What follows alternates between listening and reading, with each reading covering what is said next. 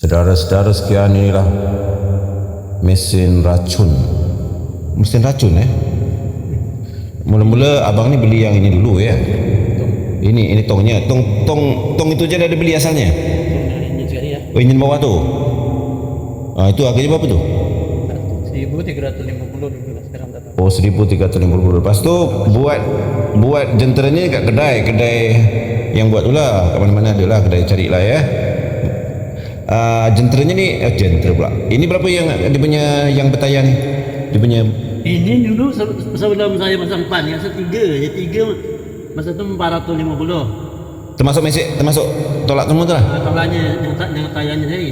Sebenarnya baru-baru ini saya asal terguliknya jadikan part. Oh, modified lah ini. Ini depannya tambah. Buat kat Medan. Bedanya tambah. Belinya kat Rengit. Saya sudah di sini. Tayarnya dalam beberapa ringgit. Buat tu berapa hari yang betulkan jadi 2 hari siap. Oh, 2 hari. Kalau yang ini Jadi tadi ini tadi berapa ribu? Yang ni tadi lupa. ini lain harganya. Oh, lain harga pula. Lain harga. Okey, tadi 1,300 lebih. Yang ini berapa tadi? Ini pasal ini beli lah. 400 lebih Juga saja pendek je. Ini Tak jentera ni tadi berapa? 400 lebih. jentera mana? Yalah ini dia punya kenderaan ni. Kenderaan ini 450 asalnya. Dah jadi 1,000. Senang cakap 2,000 siap lah lebih kurang. Ya, lebih kurang. Tapi kalau nak beli yang siap roda ada, cuma rodanya kecil itu tempat yang gambut memang benang lah.